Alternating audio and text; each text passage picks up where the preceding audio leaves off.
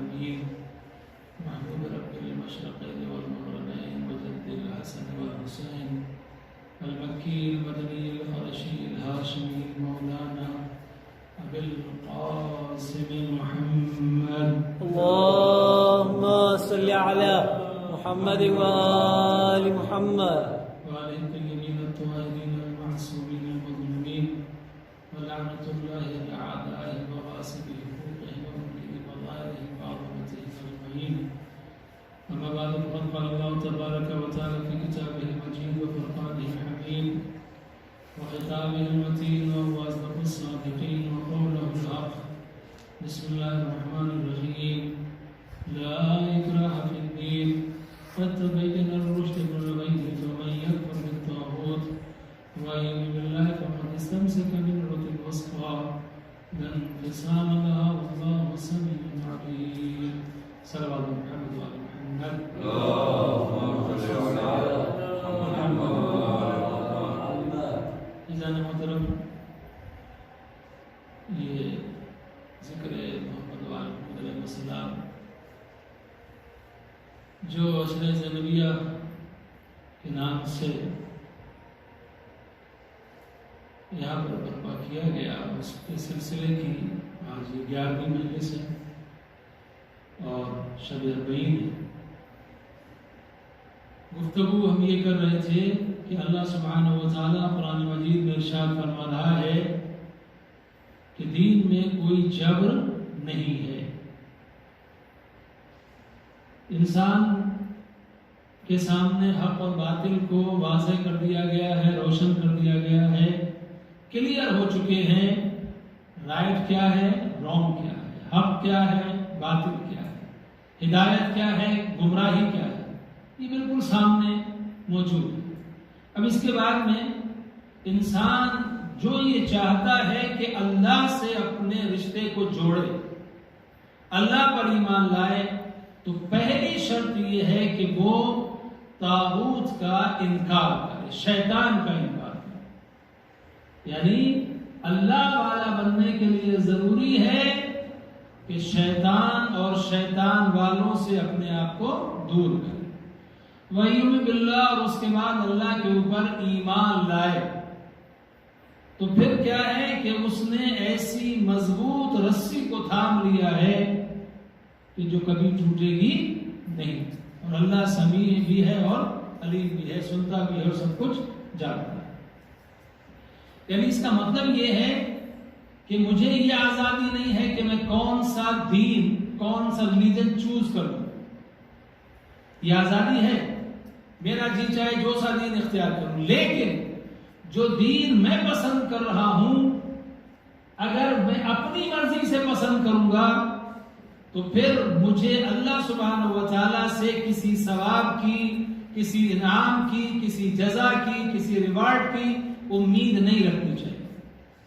اور جو دین اللہ نے میرے لیے پسند کیا ہے، ان الدین عند اللہ الاسلام، اللہ کے نزدیک جو دین ہے وہ اسلام ہے، تو اگر میں اسلام کے اوپر عمل کروں گا، اسلام کی تعلیمات پر عمل کروں گا، تو اللہ سبحانہ و تعالیٰ جو میں اعمال انجام دوں گا ان اعمال کی مجھے جزا عطا کرے۔ اسی لیے اللہ سبحانہ و تعالیٰ نے قرآن مجید میں اس چیز کو واضح کر دیا کہ اگر کوئی انسان اسلام کے علاوہ وَمَن يَبْتَغِي غَيْرَ الْإِسْلَامِ دِينًا فَلَن يُقْبَلَ مِنْهُ وَهُوَ فِي الْآخِرَةِ مِنَ الْخَاسِرِينَ، کہ جو شخص بھی اسلام کے علاوہ کسی اور دین کی تمنا کرے گا تو اللہ سبحانہ و تعالیٰ اس کی عمل کو قبول نہیں کرے گا، اس دین کو قبول نہیں کرے گا، اور وہ آخرت میں خسارے میں ہوگا، نقصان میں ہوگا، لوزر ہوگا۔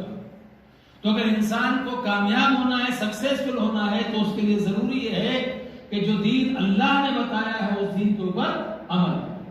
تو جب تک دین کے باہر کی بات ہے تو لا اکراہ فی الدین، لیکن جب ہم دین میں آ گئے تو پھر ہم کو وہی ماننا پڑے گا جو اللہ کا حکم ہے، ہم کو وہی ماننا پڑے گا جو رسول اللہ نے فرمایا ہے۔ اب میں یہ نہیں کہہ سکتا کہ نہیں میں اسلام کو مانتا ہوں لیکن نماز کو نہیں مانتا، میں اسلام کو مانتا ہوں لیکن روزے کو نہیں مانتا، میں اللہ کو مانتا ہوں رسول اللہ کو نہیں مانتا۔ میں رسول اللہ کو مانتا ہوں پر قرآن کو نہیں مانتا، تو یہ کہیں پر بھی میری مرضی نہیں چلے گی۔ دین میری مرضی کا نام نہیں ہے، بلکہ دین اللہ کی مرضی کا نام ہے۔ اللہ کی رضا کے اوپر مجھ کو راضی رکھنا ہے اور اس کے حکم کے اوپر مجھے عمل کرنا ہے، اس کا نام ہے اسلام۔ تو عزیزان محترم، اب سوال یہ ہے کہ اسلام کے اندر جو ایک چیز ہے، فرق ہے، وہ یہ ہے کہ اسلام نہ تو کسی پر ظلم کو پسند کرتا ہے۔ جناب ابراہیم علیہ السلام کو جب عہدہ امامت ملا تو اس کے بعد انہوں نے ایک تمنا کی، وَمِن ذُرِّيَّتِي، پروردگار کیا اس امامت کے سلسلے کو، اس عہدے کو تو میری ذریت میں قائم رکھے گا۔ دعا کریں پروردگار اس سلسلے کو میری ذریت میں قائم رکھ۔ تو اللہ سبحانہ وتعالیٰ نے جواب میں کہا لا ینال عہد الظالمین، ہمارا عہدہ کسی ظالم تک نہیں پہنچ سکتا۔ یعنی اگر کوئی ابراہیم علیہ السلام کی ذریت میں سے بھی ہو لیکن اس وقت تک وہ عہدے کو نہیں پا سکتا جب تک کہ وہ ظلم سے دور نہ ہو۔ جو ظالم ہوگا وہ ہادی نہیں ہو سکتا، وہ رہبر نہیں ہو سکتا، وہ امام نہیں ہو سکتا ہے۔ اللہ سبحانہ وتعالیٰ نے بتا دیا۔ تو اسلام کسی بھی شکل میں ظلم کو پسند نہیں کرتا، کسی پر ظلم کرنا۔ بلکہ مجھے تعجب ہوتا ہے، اللہ اکبر، اس دین کی خوبصورتی یہ ہے، اس کی بیوٹی یہ ہے کہ یہاں پر حکم یہ ہے کہ آپ کہیں پر ہیں، سفر میں ہیں یا کسی ایسی جگہ پر ہیں کہ آپ کے پاس پانی تھوڑا ہے، پانی اتنا ہے، آپ کے ساتھ کوئی جانور ہے اور پانی اتنا تھوڑا ہے کہ اگر آپ وضو کریں گے تو جانور پیاسا رہ جائے گا۔ تو اسلام حکم یہ دیتا ہے کہ جانور کو پانی پلاؤ اور تیمم کر کے نماز پڑھو۔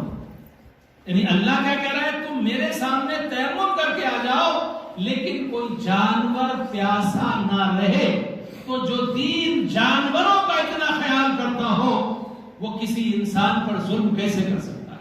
یعنی اس کا مطلب کیا ہوا کہ اگر دنیا میں کہیں ہمیں ظلم مل رہا ہے تو جو ظلم کر رہا ہے بھلے وہ یہ کہتا ہو کہ میں مسلمان ہوں، لیکن ظالم کبھی اسلامی پیشوا نہیں ہو سکتا ہے، دین کا رہبر نہیں ہو سکتا ہے، دین کا لیڈر نہیں ہو سکتا ہے جہاں پر ظلم ہو۔ لیکن دوسری بات کیا ہے، اسلام میں یہ بھی نہیں ہے کہ ہم ظالم کی حوصلہ افزائی کریں کہ کسی نے ایک تماچا مارا تو ہم نے دوسرا رخسار، دوسرا گال جو ہے بڑھا دیا کہ اس پہ بھی مارو۔ اسلام اس کو بھی پسند نہیں کرتا۔ نہ ظلم کرو نہ ظلم سہو، اس لیے کہ اگر تم ظلم سہو گے تو نتیجہ یہ ہوگا کہ جو سامنے والا ظالم ہے وہ اتنا متکبر ہوتا چلا جائے گا کہ پھر وہ صرف تمہارے لیے نہیں بلکہ پوری انسانیت کے لیے خطرہ ہو جائے گا۔ اگر کوئی انسان جس کے مزاج میں ظلم ہو تو پھر وہ کسی کو دیکھتا نہیں ہے، آج مجھے تکلیف دے گا، کل دوسرے کو تکلیف دے گا، پرسوں کسی اور کو تکلیف دے گا، اس کے ظلم کا سلسلہ بڑھتا چلا جائے گا۔ لہذا اسلام کیا کہتا ہے کہ ظلم سہو۔ ہاں پرسنلی تمہارے اوپر کچھ تکلیف پہنچی ہے، تمہیں اذیت پہنچی ہے، تم نے برداشت کر لیا، تم نے صبر کر لیا، ایک بڑے فتنے کو روکنے کے لیے آپ نے صبر کر لیا، بہت اچھا کام ہے۔ لیکن اگر کوئی ایسا کام کر رہا ہے جس سے پوری سوسائٹی کے لیے مصیبت ہو رہی ہے تو اس کے خلاف آواز بلند کرنا یہ آپ کا دینی فریضہ ہے۔ اور یہاں پر اسلام کے اندر جو ہے یہ چیز نہیں ہے کہ یہ گھر والا ہے، یہ باہر والا ہے، اچھا اپنا رشتہ دار ہے تو چلو ٹھیک ہے کوئی بات نہیں، اس کو معاف کر دو، ایوائڈ کرو، دوسرا ہے تو اس کے لیے قانون ہے۔ اسلام میں یہ چیز نہیں ہے۔ اسلام میں سب کے لیے برابر حکم ہے، بلکہ عجیب بات ہے، آپ پڑھیے سورہ احزاب کہ جہاں پر نبی کی ازواج کے مقام کو بتایا گیا ہے، وہاں اللہ سبحانہ و تعالیٰ نے کہا کہ اگر تم نیکی کرو گی تو تمہیں ثواب بھی زیادہ ملے گا، اور اگر تم نے خطا کی تو پھر تمہارے لیے عذاب بھی ڈبل ہوگا، دوہرا ہوگا۔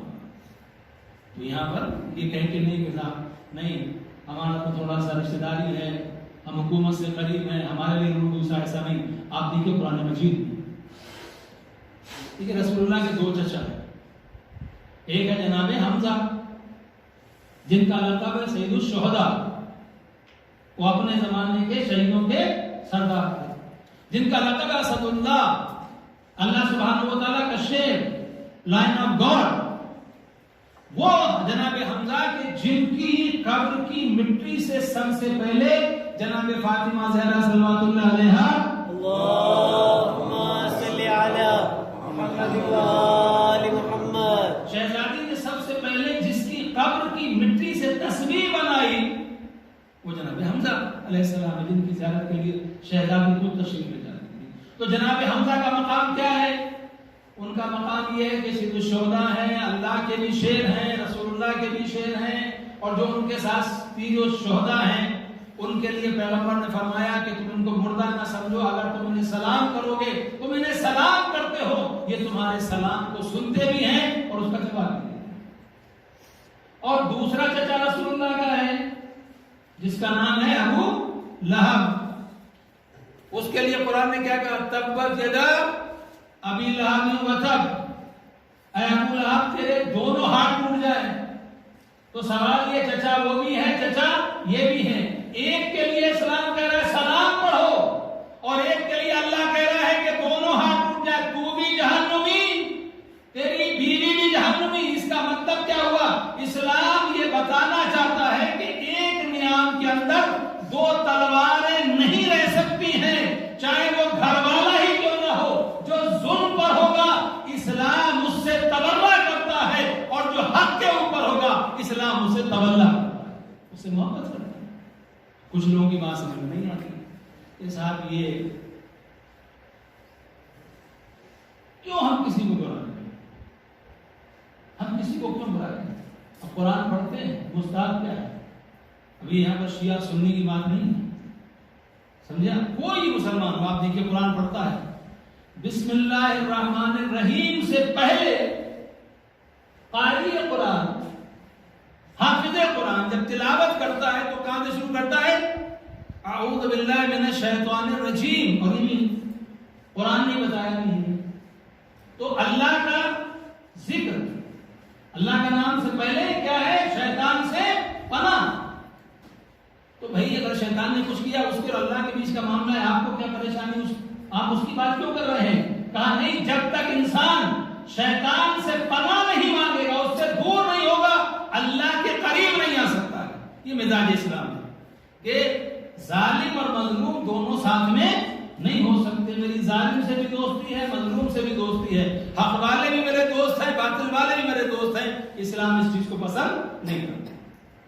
اب آپ اور آگے بڑھیے، سورہ احزاب جو ہمارے نبی کی عجیب شان ہے۔ اللہ سبحانہ و تعالیٰ کیا کہہ رہا ہے؟ ان اللہ و ملائکتہ یصلون علی النبی یا ایھا الذین آمنوا صلوا علیہ وسلموا تسلیما۔ اللہم صلی علی محمد و آل محمد۔ بے شک اللہ اور اس کے ملائکہ، اینجلز، رسول پر درود پڑھتے ہیں۔ اے ایمان والو، تم بھی ان پر ایسے درود و سلام پڑھو جیسے درود و سلام پڑھنے کا حق ہے۔ یعنی اس کا مطلب کیا ہے کہ جب درود پڑھو تو سوتے ہوئے نہیں بلکہ جاگتے ہوئے درود پڑھا کرو۔ اللہم صلی علی محمد و آل محمد۔ شکر کے ساتھ، فخر کے ساتھ ہے ہمیں ایسا نبی ملا ہے کہ جس کے اوپر اللہ درود پڑھتا ہے، ملائکہ درود پڑھتے ہیں۔ ہم کو یہ موقع مل رہا ہے تو خوشی کے ساتھ، بچ کے ساتھ بلند آواز سے صلوات پڑھیں تاکہ نفاق ہمارے دلوں سے دور رہے۔ اللہم صلی علی محمد و آل محمد۔ تو رسول اللہ کی شان کیا ہے؟ ملائکہ، اللہ اور ملائکہ درود پڑھتے، صرف پڑھتے نہیں بلکہ حکم دیا تم بھی پڑھو۔ اور کیسے پڑھو؟ اونگتے ہوئے نہیں بلکہ فخر کے ساتھ، شکر کے ساتھ، وجہ بنا کے پڑھو، جو حق ہے حق کے ساتھ۔ اب اس کے بعد کیا ہے؟ ان الذين يؤذون الله ورسوله لعنهم الله في الدنيا والآخرة وأعد لهم عذابا مهينا۔ بے شک جو لوگ اللہ اور اس کے رسول کو اذیت پہنچاتے ہیں، تکلیف پہنچاتے ہیں، ان کے لیے کیا ہے؟ ان کے لیے لعنت ہے، دنیا میں بھی اور آخرت میں بھی، اور اللہ نے ان کے لیے بہت سخت عذاب تیار کر رکھا ہے۔ ٹھیک ہے نا؟ تو پہلی منزل کیا ہے؟ نبی پر پڑھو درود، اور دوسری منزل کیا ہے؟ جس نے اللہ اور اس کے رسول کو اذیت پہنچائی، تکلیف دی، ان کو ہرٹ کیا، اس کے اوپر اللہ کی بھی لعنت، ملائکہ کی بھی لعنت، اور اس کے لیے کہا اس کے لیے دردناک عذاب ہے۔ اب لوگ ہم سے یہ کہتے ہیں کہ لعنت کیوں پڑھتے ہو، لعنت کیوں پڑھتے ہو؟ ارے بھیا، لعنت ہم نہیں کرتے، اللہ سبحانہ و تعالیٰ لعنت کرتا ہے۔ جو رسول کو اذیت پہنچائے، جو رسول کو تکلیف پہنچائے، وہ چاہے میرے گھر کا ہو، چاہے تیرے گھر کا ہو، چاہے اپنا ہو، چاہے پرایا ہو، عرب ہو یا عجم ہو، جس نے بھی رسول کا دل دکھایا، اللہ بھی اس پر لعنت کرتا ہے اور ملائکہ بھی اس پر لعنت کرتے ہیں۔ یہ قرآن مجید ہے، قرآن کہہ رہا ہے نا، اللہ لعنت کرتا ہے۔ اللہ کو برا کام کرے گا، معاذ اللہ معاذ اللہ، وہ تو دنیا کو چاہتا ہے کہ لوگ گناہوں سے دور رہیں، وہ ہر برائی سے پاک ہے، لیکن وہ بھی، اور وہ ملائکہ جو معصوم ہیں، وہ بھی لعنت کرتے ہیں اس کے اوپر جو اللہ کو اذیت ہے اور جو رسول اللہ کو اذیت ہے۔ ٹھیک ہے نا؟ اب میں آپ سے ایک بات پوچھنا چاہتا ہوں، انصاف سے بتائیے، ایمان سے۔ امام حسن اور امام حسین علیہ السلام، اللہم صلی علی محمد وآل محمد، حضرو قرآن، فرزندان رسول ہیں، ابنانا و ابناکم، اور پھر حدیثیں تو بہت ساری، ٹھیک ہے، نواسے بھی ہے، اور مقام کیا ہے کہ اللہ سبحانہ و تعالیٰ نے رسول اللہ کی نسل کو مولا علی علیہ السلام کے صلب سے چلایا ہے، اور امام حسن اور امام حسین کا خاص مقام ہے کہ یہ فرزندان رسول ہیں۔ ان کا کہا یا ابنا رسول اللہ، اے رسول کے بیٹے۔ تو میں آپ سے ایک سوال کرنا چاہتا ہوں، یہاں پر دیکھیے بات کیا ہے، جب ہم سیکس کی بات کرتے ہیں، جب ہم فرقوں کی بات کرتے ہیں، تو پھر بات کیا ہوتی ہے کہ میں اس کی نہیں مانوں گا، میں اس کی نہیں مانوں گا۔ اگر ہم یہ سارے جھگڑے ختم کر دیں، ہم ایک بات رکھیں کہ ہمیں یہ مطلب نہیں ہے کہ آپ کا سیکٹ کیا ہے، آپ کا عقیدہ کیا ہے، آپ شیعہ ہیں، آپ سنی ہیں، آپ بریلوی ہیں، آپ دیوبندی ہیں، کون ہیں، ہمیں اس سے کوئی بحث نہیں ہے۔ ہمیں صرف ایک بات معلوم ہے کہ جو رسول کا پیارا ہو وہ ہمارا پیارا ہونا چاہیے، جو رسول کا دشمن ہو وہ ہمارا دشمن ہونا چاہیے۔ اب میں آپ سے پوچھنا چاہتا ہوں کہ جب قرآن نے کہا کہ جو رسول کا دل دکھائے اس پر اللہ بھی لعنت کرتا ہے، ملائکہ بھی لعنت کرتے ہیں، اب انصاف سے بتائیے کہ اگر فرزند رسول کو قتل کیا جائے گا، رسول کو تکلیف ہوگی یا رسول خوش ہوں گے؟ فرزند امام حسن علیہ السلام کو زہر دیا گیا، روح رسول شاد ہوگی، خوشی ہوگی رسول اللہ کو یا رسول اللہ کو اذیت ہوگی؟ امام حسین کو کربلا میں شہید کیا گیا، تڑپا تڑپا کے شہید کیا گیا، رلا رلا کے شہید کیا، روح رسول شاد ہوئی یا رنجیدہ ہوئی؟ رنجیدہ ہوئی نا۔ تو اب بات یہ ہے کہ یہ مت دیکھو کہ قاتل کون ہے، توجہ جانے محترم، یہ بات مت کرو کہ قاتل کون ہے، یہ مت دیکھو کہ وہ کس کا ہے، کہاں کا ہے، بس ایک بات یاد رکھو کہ جس نے بھی رسول کے فرزندوں کو قتل کیا اس نے رسول اللہ کے دل کو دکھایا، اور جس نے رسول کے دل کو دکھایا اس پر اللہ کی بھی لعنت ہے، ملائکہ کی بھی لعنت ہے۔ تو اگر ہم لعنت کرتے ہیں تو تمہیں تکلیف کیوں ہوتی ہے؟ صلوات علی محمد و آل محمد، اللہم صلی علی محمد و دشمنان اہل بیت۔ اب عزیزان محترم دیکھیے، یہاں پر تو کوئی اختلاف نہیں ہے نا، دو بیٹے ہیں جناب آدم کے، ایک حابیل ہے، قابیل ہے، حابیل پر سزا، قابیل پر لعنت، کیوں؟ کہ وہ ظالم تھا، جو ظالم ہے وہ لعنت کا مستحق ہے۔ میری سمجھ میں بات یہ نہیں آتی کہ یہ اب تک جو چیخ چیخ کے دنیا بھر میں کہتے تھے کہ شیعوں نے امام حسین کو قتل کیا اور یہی اب روتے ہیں، یہ رو رو کے اپنے گناہ کی کو بخشواتے ہیں، تو بھائی پھر تو یہ ہونا چاہیے کہ جو ہمارے دوسرے بھائی ہیں انہیں بڑھ چڑھ کے قاتلان امام حسین علیہ السلام پر لعنت کرنی چاہیے.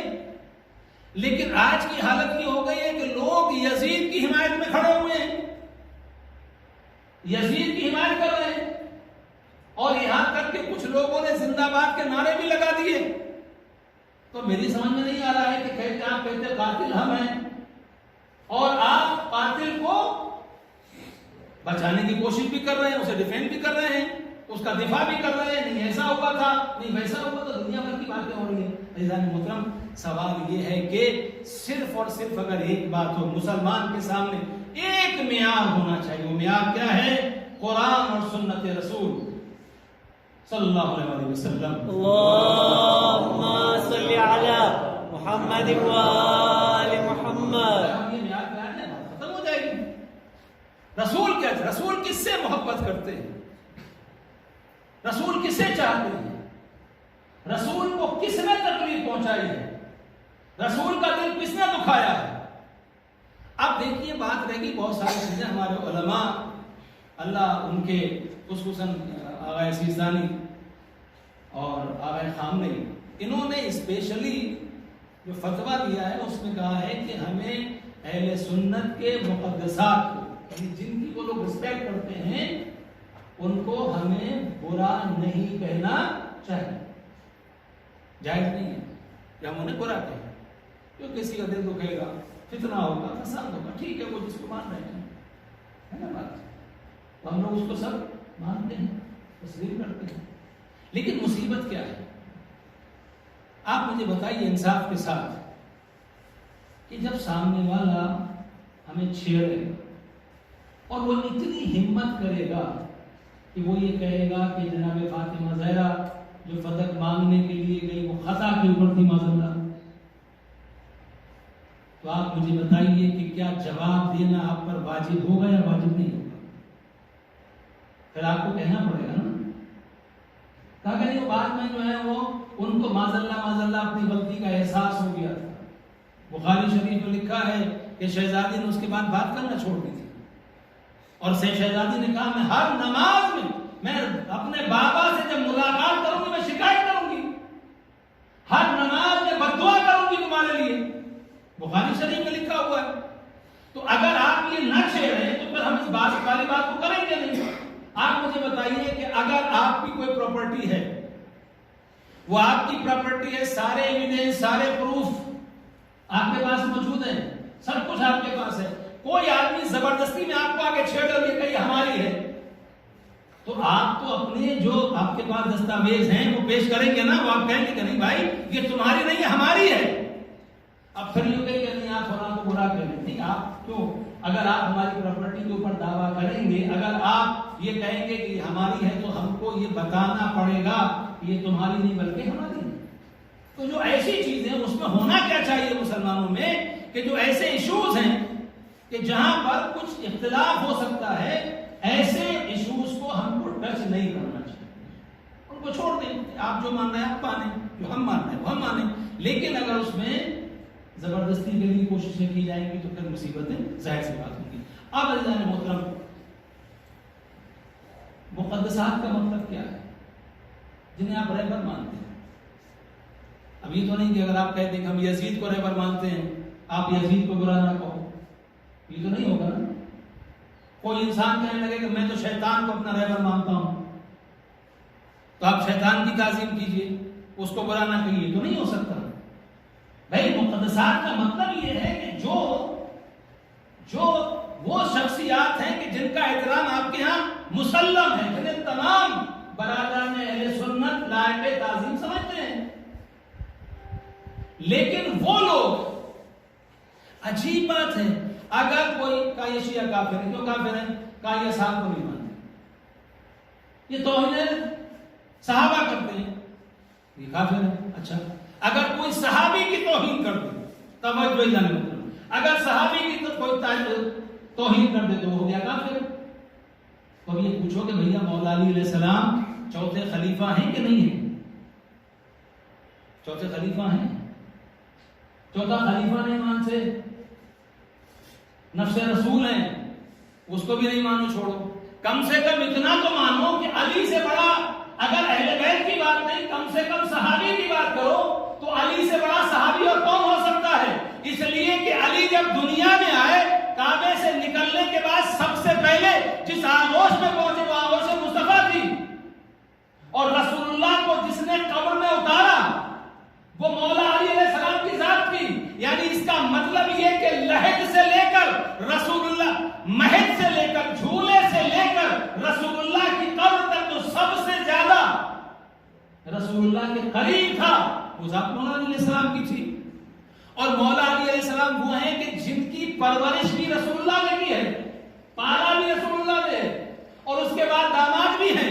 تو ساری چیزیں ہونے کے بعد اگر کچھ مرتبہ نہیں دیتے تو کم سے کم یہ تو مانو کہ صحابی ہیں۔ تو اگر کسی اور کو کوئی مسلمان کہہ دے کہ یہ اچھا نہیں ہے، اس نے یہ برا کیا، تو آپ کہتے ہو کہ یہ کافر ہو گیا۔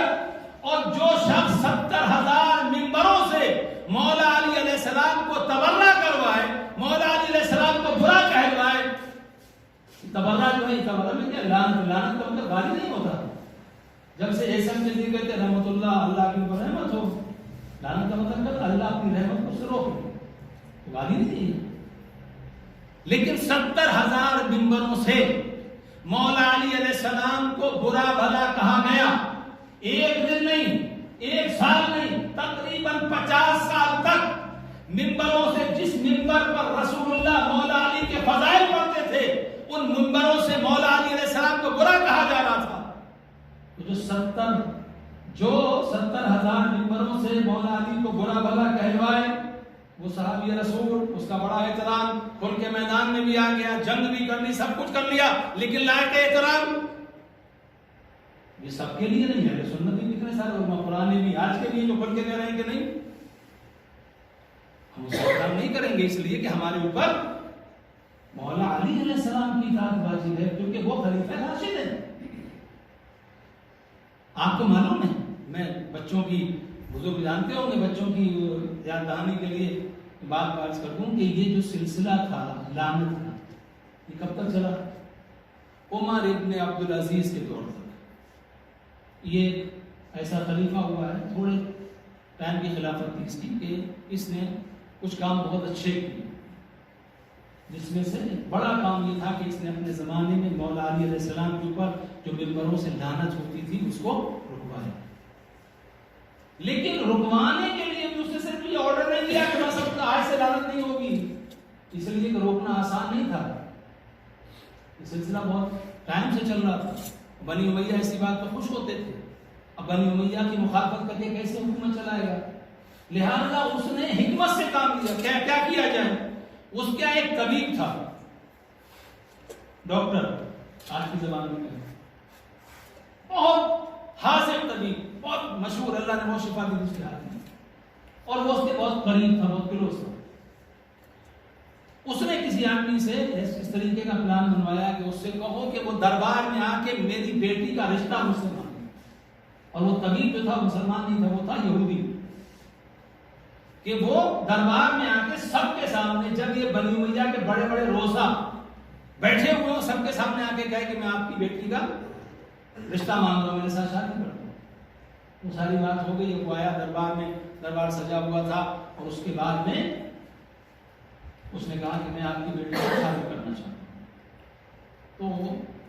تو عمر ابن عبدالعزیز نے کہا کہ بھائی دیکھو، ہم تمہیں بڑے بہت تم سے محبت کرتے ہیں، تو بہت ہمارے قریب ہو، لیکن ہم مسلمان ہیں اور تم مسلمان نہیں ہو۔ مسلمان لڑکی کا عقد، اس کا نکاح کسی غیر مسلم کے ساتھ نہیں ہو سکتا ہے، تو تم پہلے اسلام قبول کرو، اس کے بعد رشتے کی بات کرو۔ تو اس نے کہا کیوں؟ تمہارے رسول نے، دیکھیے آپ، یہ بات اس سے کہلوائی گئی کہ تمہارے رسول نے اپنی بیٹی کا عقد حضرت علی کے ساتھ کیا تھا، جبکہ آپ لوگ حضرت علی کو برا کہتے ہیں۔ تو جو مسلمان نہیں تھا اس سے رسول اللہ نے اپنی بیٹی کا حق کیوں کر دیا؟ عمر ابن عبدالعزیز نے دائیں بائیں جتنے بیٹھے تھے کہا جواب دو یہ کیا پوچھ رہا ہے کہ اگر علی مسلمان نہیں تھے، علی کا دین صحیح نہیں تھا تو رسول اللہ نے اپنی بیٹی کی شادی، جب میں اپنی بیٹی کی شادی غیر مسلم کے ساتھ نہیں کر سکتا تو رسول اللہ نے اپنی بیٹی کی شادی علی کے ساتھ کیسے کر دی؟ تو جو بیٹھے تھے نا اب مجبوراً کیا بولے نہیں علی تو مسلمان تھے، علی تو مومن تھے، علی تو نمازی تھے، علی تو بہت اچھے تھے۔ جب اتنا سنا تو عمر ابن عبدالعزیز نے کہا جب علی مسلمان بھی تھے، علی مومن بھی تھے، علی نمازی بھی تھے، علی اچھے بھی تھے، تو پھر علی پر یہ ممبروں سے تبرہ کیوں ہوتا ہے؟ پھر علی پر یہ ممبروں سے تبرہ کیوں ہوتا ہے؟ اس کو بند کرنا چاہیے۔ اس کے بعد یہ تبرے کا سلسلہ بند۔ اچھی بات یہ ہے کہ جنہوں نے چوتھے خلیفہ کو، داماد رسول کو، نفس رسول کو، زوج بطول کو جنہوں نے تبرہ کیا وہ ہمارے دوست ہیں، صحابی کی بھی عجیب منزل ہے۔ حجر ابن عدی جو ہیں ادھر، ان کو کس مظلومی کے ساتھ ان کو قتل کیا گیا؟ دوسرے صحابیوں کے ساتھ قتل ہوئے۔ یزید نے رسول اللہ کے نواسے کو قتل کیا۔ اس کے بعد کیا کیا؟ دوسرے سال میں مدینے کے اوپر حملہ، اور جو حملہ ہوا مدینے میں، اس حملے میں روضہ رسول کی توہین کی گئی۔ روضہ رسول کے اندر گھوڑے کی لیدیں، مسجد نبی میں گھوڑے باندھے گئے۔ 3 دن تک مدینے کی عورتوں کی عزت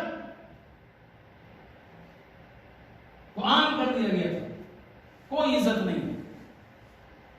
مشہور تاریخوں کے اندر ہے، جو شیعہ سنی کی کتابیں ان کے اندر ہے کہ 10,000 ناجائز بچے واقع حرا کے بعد پیدا ہوئے۔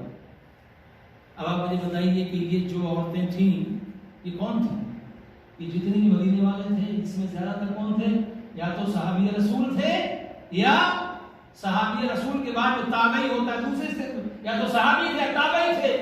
جو عورتیں تھیں وہ بھی اسی سلسلے کی تھیں، تو ان کے ساتھ زنا کیا گیا۔ 10,000 بچے ناجائز پیدا ہوئے، مدینے میں وہ بے حرمتی کی گئی، اور اس کے بعد میں پھر خانہ کعبہ پر حملہ کیا گیا، غلاف کعبہ کو جلایا گیا۔ جس یزید نے یہ سارے کام کیے اس کا احترام کرنے کے لیے مسلمان بے چین ہیں کہ نہیں وہ تو رضی اللہ تھا، اسے برا نہیں کہنا چاہیے، اچھا تھا۔ تو اس کا مطلب کیا ہوا؟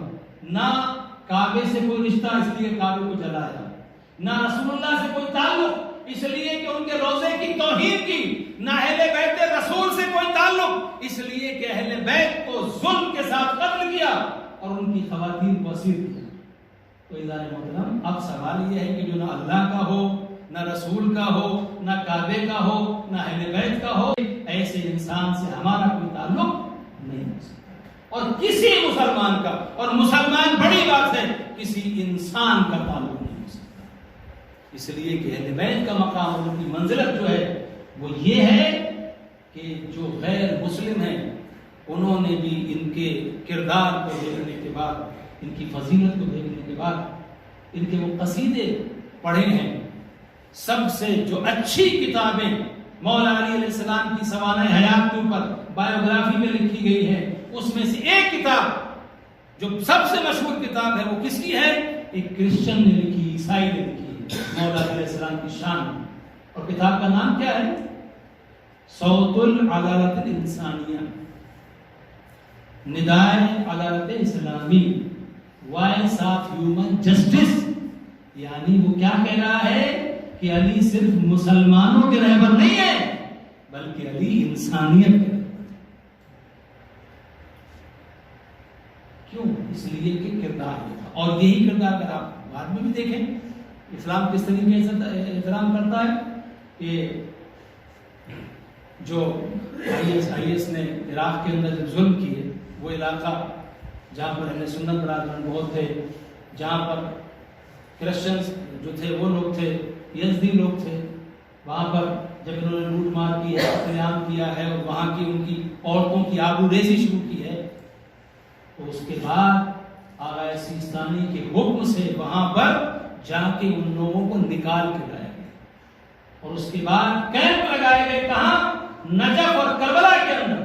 اور وہ جو غیر مسلم تھے یا غیر شیعہ تھے ان کے کھانے پینے کا رہنے کا سارا انتظام حرم امام حسین اور حرم علی امیر المومنین علی علیہ السلام کے روضے کی طرف سے کیا جاتا. اور وہاں پہ بڑے اہل سنت عالم نے کہا تھا ہمارا سلام ہو اس بزرگ کے اوپر یعنی آقا سیستانی کے لیے کہ جس نے ہماری عزتوں کو بچایا, ہماری جانوں کو بھی بچایا اور ہماری ماں بہنوں کی عزتوں کو بھی بچایا. اگر آج ایران اگر آقا خامنہ ای فلسطین کے لیے بات کرتے ہیں, فلسطین میں شیعہ نہیں ہے. ہم انسانیت کی بات, جہاں پر ظلم ہوگا وہ کسی پر بھی ظلم ہو ہم ظالم کے حمایتی نہیں ہیں, ہم مظلوم کے ساتھ ہیں. محترم لہذا جو بھی ظلم کرے گا وہ چاہے کوئی بھی ہو ہم ظالم کو برا سمجھتے ہیں اور مظلوم کی حمایت کرتے ہیں.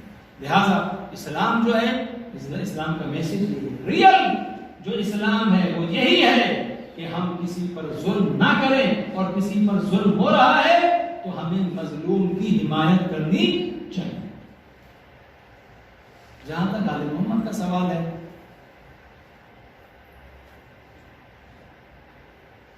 حضرت امام زین العابدین علیہ السلام اللهم صل على محمد وآل محمد. چوتھے امام علیہ السلام ان سے روایت ہے کہ رسول اکرم حضرت محمد مصطفیٰ صلی اللہ علیہ وسلم اللهم صل على محمد وآل محمد.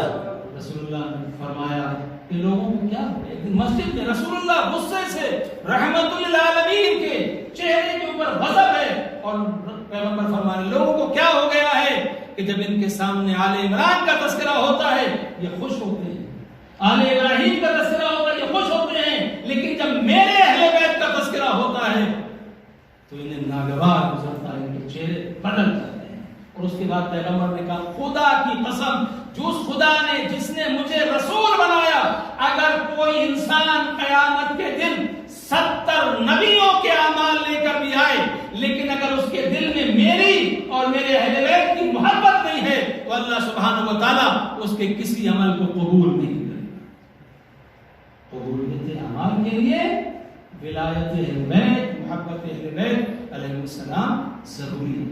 اور دیکھیے آپ جب غدیر میں بھی پیغمبر نے کہا من کنت مولاہ فہذا علی مولا, اس کے بعد کیا کہا اللہم والی من والاہ وعاد من آداہ, پروردگار دوست رکھ اسے جو علی کو دوست رکھے, دشمن رکھ اسے جو علی کو دشمن رکھے.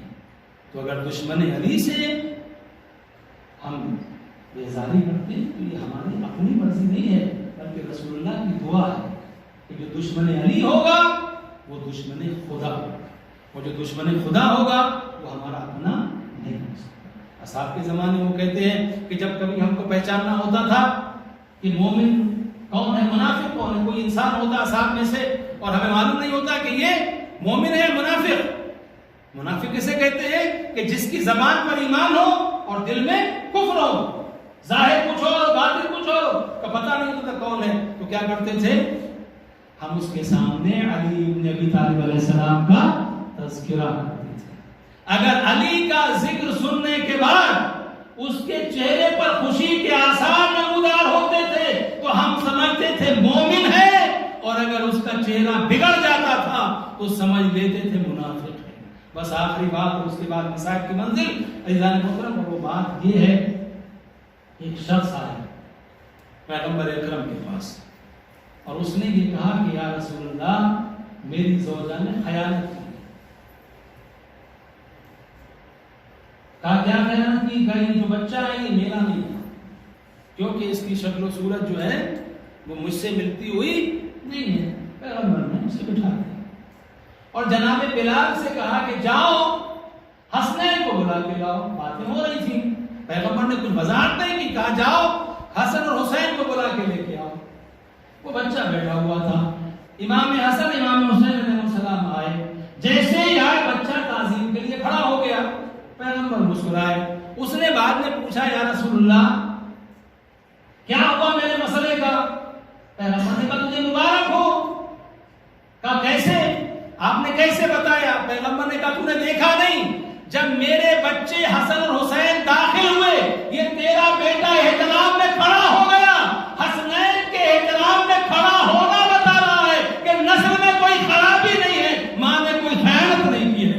صلوات بر محمد و آل محمد۔ اللهم صل على محمد و آل محمد۔ میں کیا کروں، وقت زیادہ ہو گیا، اس کی وجہ یہ کہ آپ لوگ بہت دیر سے آئے اور مجھے اس چیزوں کو پہنچانے تک جو ہے تھوڑا زیادہ وقت آپ کا لینا پڑا، ورنہ اب تک میں اس اتنے ٹائم تو ختم کر دیتا ہوں، لیکن چونکہ شب یارمین ہے اس لیے میں نے کوشش کی کہ آپ لوگ آ جائیں تو اس کے بعد میں بات کو مکمل۔ تو عزیزان محترم، ہمارا صرف اور صرف ایک اصول ہے، اللہ کا فرمان، قرآن کا حکم اور رسول اللہ کی سیرت۔ جو نبی کا پیارا ہے وہ ہمارا پیارا ہے، جو نبی کا دشمن ہے وہ ہمارا دشمن ہے۔ ہمیں اس سے بحث نہیں ہے کہ وہ کون ہے کون نہیں ہے۔ امام حسین علیہ السلام جو وارث رسول ہے، فرزند رسول ہے، جنہیں پیغمبر نے کبھی اپنی دوست پر اٹھایا ہے، کبھی پیغمبر نے ان کے لبوں کے بوسے لیے، کبھی کہا حسین منی وانا من حسین، میرا حسین مجھ سے ہے، میں حسین سے۔ وہ اہل بیت جن کے مقام کو رسول اللہ نے بار بار بتایا، اس حسین کو کربلا کے میدان میں 3 دن کا بھوکا اور پیاسا شہید کر دیا گیا، اور جو شہید کرنے والے تھے وہ کہیں کسی اور مذہب سے نہیں آئے تھے، وہ وہی لوگ تھے وہ جو بظاہر کلمہ پڑھتے تھے اور نبی کے نواسے کو قتل کرے۔ اللہ اکبر۔ امام حسین علیہ السلام کو قتل کیا گیا اور اس کے بعد اللہ اکبر کی صدائیں بلند ہوئی۔ یہ اللہ داروں اور نبی کا نواسا جب قتل کر دیا گیا تو اس کے بعد اتنے پر بھی اکتفا نہیں کی، بلکہ امام حسین علیہ السلام کے لاشیں کو امان کیا گیا، خیموں میں آگ لگائی گئی، سیدانیوں کی چادریں چھینی گئیں، اور اس کے بعد اب کوفہ و شام کے بازار ہیں، اور اس کے بعد جب کوفہ و شام میں آل محمد جا رہے ہیں تو وہاں پر صدقے کی کھجوریں پھینکی جا رہی ہیں۔ جناب ام کلثوم کہتی ہیں یا اہل الکوفہ والشام ان الصدقۃ علینا حرام، اے کوفے اور شام کے لوگوں ہمارے اوپر صدقہ حرام ہے، یہ صدقہ ہمارے لیے کیوں پھینک رہے ہو؟ ارے کوفے کی عورتوں نے کہا کیوں تم پر صدقہ کیوں حرام ہے؟ صدقہ تو آل محمد کے اوپر حرام ہے۔ جناب زینب نے کہا ہم ہی تو آل محمد ہیں، ہم ہی تو رسول کے گھر والے ہیں۔ آزاداروں یہ مصیبتیں تھیں، کوفہ و شام کی مصیبتیں کہ میرا امام سجاد علیہ السلام، روایات کیا کہتی، ہمیشہ روتے تھے امام جب بھی کسی گوشت فند کو دیکھتے تھے کہ وہ کسی جانور کو ذبح کرنے کے لیے لے کے جا رہا ہے۔ امام اس سے پوچھتے تھے بھائی تو نے اسے پانی پلا لیا ہے، تو نے اسے دانا کھلا دیا ہے؟ کہتا تھا مولا ہمارا طریقہ یہ ہے کہ ہم کسی جانور کو بھوکا اور پیاسا ذبح نہیں کرتے ہیں۔ ارے امام رات کے کربلا کا رخ کرتے تھے، اے بابا کوئی جانور بھی پیاسا ذبح نہیں کیا جاتا، اے میرے بابا تجھے پیاسا ذبح کر دیا گیا۔ اگر کسی قصاب کی دکان پر کسی جانور کا گوشت رکھا ہوا ہوتا اور اس کا گلا کٹا ہوا سامنے ہوتا تو جلدی سے اس کے اوپر کپڑا ڈال دیتا تھا، کیونکہ امام سجاد علیہ السلام اسے دیکھنے کے بعد رش کر جاتے تھے۔ ہائے میرا بابا پیاسا ذبح کر دیا گیا، جزاکم ربکم اللہ جزا۔ آزادارو قید خانوں کی منزلیں گزرتی رہی اور اس کے بعد اب حالات یہ ہو گئے کہ شام کے لوگوں کے دلوں میں بھی آل محمد کی محبت پیدا ہونے لگی، اور یزید کو لگا کہ اب ان قیدیوں کو رکھ پانا آسان کام نہیں ہے۔ ایک مرتبہ پیغام بھیجا، امام سجاد علیہ السلام کو بلایا، امام سجاد گئے، یزید کہتا ہے کہ اے سید سجاد ہم نے اب تمہیں آزاد کر دیا ہے، اب ان کی ہتھکڑیاں کاٹ دی جائیں، بیڑیاں کاٹ دی جائیں، ہم نے آزاد کر دیا ہے، اب تم بتاؤ تم یہاں رہنا چاہتے ہو یا मदीने जाना चाहते हो? इमाम अलैहिस्सलाम ने कहा हम यहाँ रह के क्या करेंगे, जाएंगे तो मदीने, लेकिन हम अपनी फूफी ज़ैनब से मशवरा करना चाहते हैं, हमारी फूफी क्या कहती है। इमाम सज्जाद आए, अब जनाब ज़ैनब ने देखा आज करबला के बाद, आशूरे के बाद आज पहली मर्तबा ज़ैनब ने देखा कि सज्जाद के हाथों में हथकड़ियां नहीं है, पाँव में बेड़ियां नहीं है, गले में तोके खारदार नहीं है। आज़ादारों, इस हालत को देखने के बाद मुझे पता नहीं ज़ैनब को खुशी हुई होगी या इमाम सज्जाद की तकलीफें याद आई होंगी। इमाम सज्जाद ने कहा फूफी अम्मा हमें यजीद ने आजाद कर दिया है और यजीद ये पूछ रहा है कि तुम यहाँ रहना चाहते हो या मदीने वापस जाओगे। जनाब ज़ैनब ने कहा बेटा सज्जाद जाएंगे तो मदीने वापस, लेकिन जब से मेरा माजाया खत्म किया गया है हम जी भर के हुसैन पर रो नहीं पाए। यजीद से कह दो एक मकान खाली कर दे ताकि हम अपने माजाए का मातम कर सके, अपने माजाए को रो सके। आज़ादारों, मकान खाली किया गया और उसके बाद जनाब ज़ैनब के पास शाम की औरतें पुरसे के लिए आ रही हैं। अल्लाह अकबर। जब कोई ज़ाकिर आपके सामने मसाइल करबला पढ़ता है तो आपकी क्या कैफियत होती है, जरा सोचो। जिस मजलिस में मसाइल जनाब ज़ैनब पढ़ रही हो उस मजलिस की हालत क्या होगी। जनाब ज़ैनब मसाइल पढ़ रही हैं, कूफे की औरतें ताज़ियत पेश कर रही हैं। आज़ादारों, और उसके बाद जनाब ज़ैनब ने कहा यजीद से कह दो हमारा लुटा हुआ असबाब वापस कर दे, उसमें कुछ चीजें ऐसी है जो हमारी माँ ज़हरा ने अपने हाथों से तैयार की थी। हाँ आज़ादारों, लुटा हुआ सामान आने लगा और लुटे हुए सामान के साथ कटे हुए शोहदा के सर भी आने लगे। अब जब कटे हुए सर आने शुरू हुए, एक मर्तबा इमाम हुसैन का सर आया, अली की बेटी उठी, भाई के सर को हाथ में लिया, ए मेरे भैया हुसैन माफ कर देना, सकीना कैद खाने में रुखसत हो गई। ए हुसैन, ए मेरे वीरान, मैंने बहुत कोशिश की कि तेरे बाद मैं ज़ुर्रियत रसूल की हिफाजत कर सकूं। हज़रत अब्बास का सर आया, जनाब उम्मे कुलसूम ने बढ़ के ले लिया, अली अकबर का सर आया, उम्मे लैला ने बढ़ के ले लिया। हाँ आज़ादारों, एक एक सर आता रहा, बीवियां आगे बढ़ के लेती रही। एक झूला भी आया ना, जला हुआ झूला। अरे जब जला हुआ झूला आया होगा उम्मे रबाब पर क्या गुजर गई होगी। ए मेरे अली असगर आजा, तेरा झूला आया है। हाँ आज़ादारों, अब जब सब सर आ रहे थे उसी दरमियान में दो कटे हुए सर आए हैं। उन सरों को लेने के लिए कोई खड़ा नहीं हुआ, कोई बीबी खड़ी नहीं हुई। शाम की औरतों ने कहा लगता ये है इन बच्चों की माँ मर गई है, इनकी माँ मौजूद नहीं है, इन सरों का कोई लेने वाला नहीं है। इतना सुनना था। जनाब ज़ैनब ने कहा ऐसा ना कहो, अरे माँ तो जिंदा है मगर हुसैन का मातम करे या ओलो मोहम्मद का मातम करे। हाँ आज़ादारों, अब लुटी हुई चादरें आने लगी। आपको मालूम है ना, जब शाम का वक्त होता था तो जनाब सकीना का तरीका क्या होता था, जिंदाने शाम के दरवाजे पर खड़ी हो जाती थी, आसमान की तरफ देखती थी, पूछती थी फूफी अम्मा ये परिंदे कहाँ जा रहे हैं। जनाब ज़ैनब फरमाती थी बेटा ये परिंदे अपने घरों को जा रहे हैं। फूफी अम्मा जब शाम होती है परिंदे भी घरों को चले जाते हैं। ए फूफी अम्मा हम मदीने कब जाएंगे। आज़ादारों, अब रिहाई मिल गई और उसके बाद जब चादरें आई, अब बीवियां अपनी अपनी चादर ले रही हैं।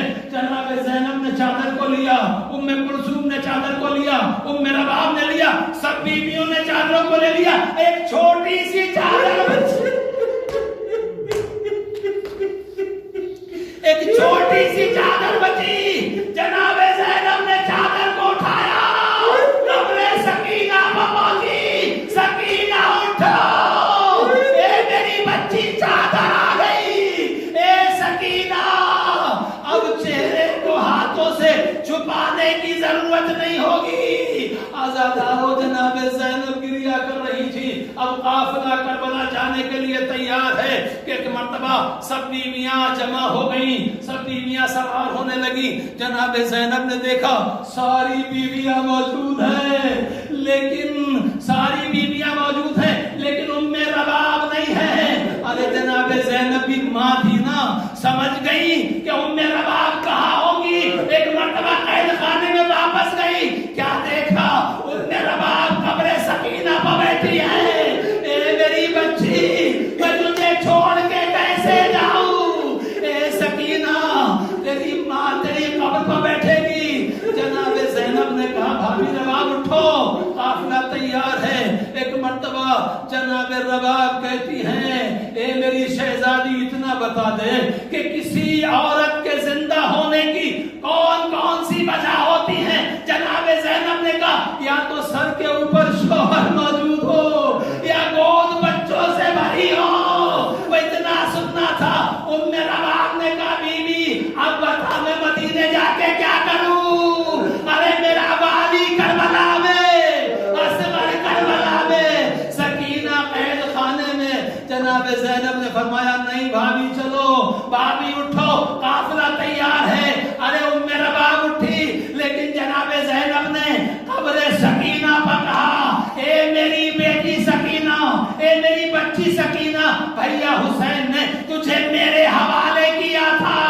اے سکینہ میری ذمہ داری ہے قافلے کو پہنچا دوں، مدینے تک پہنچا دوں. سکینہ تو یہ مت سمجھنا تو شام میں تنہا رہے گی، ارے زینب واپس آ جائے گی. اے سکینہ جہاں تیری قبر ہوگی وہی زینب کا بھی مزار بنے گا.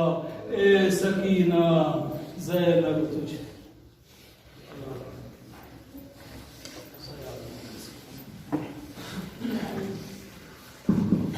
جہنم کو